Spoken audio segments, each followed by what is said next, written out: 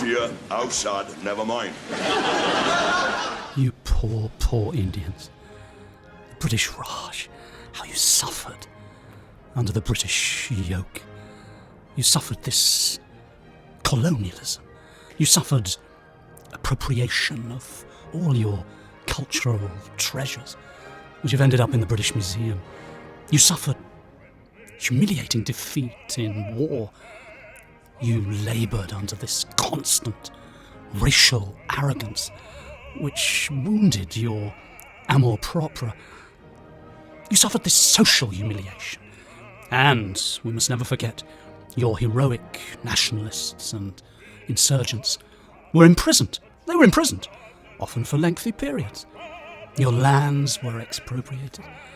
I mean, there's no end to the suffering of the Indians under the savage British.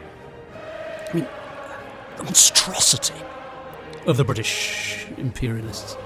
In the whole history of mankind, I think it's fair to say that there has never been a race as cruel as the Britishers.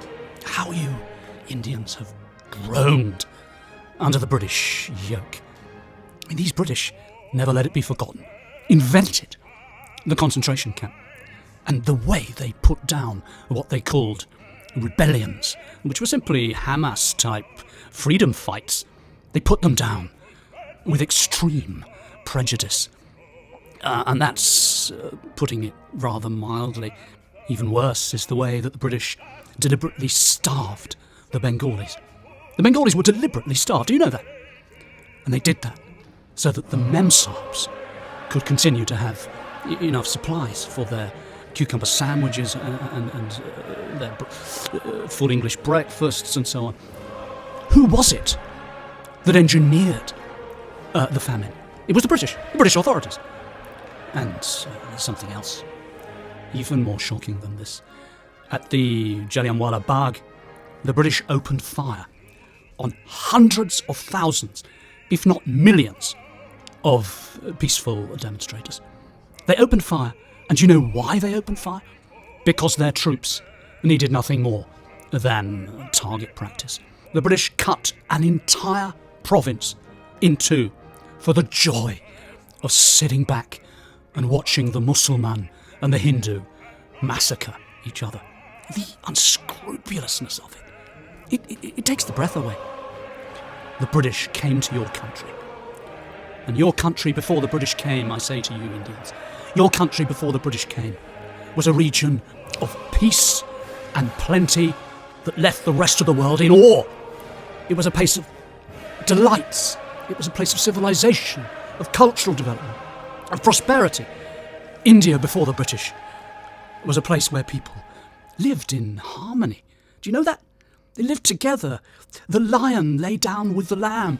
All was peace. And this, of course, was shattered by the British Raj. They despoiled India utterly, those nabobs. And they went around killing your people, you poor, poor Indians. They went around killing your people just for the sheer sport. It was a program of extermination. They loved it. They went around shooting. There's an Indian over there, just shoot him. That was the way they carried on, these British.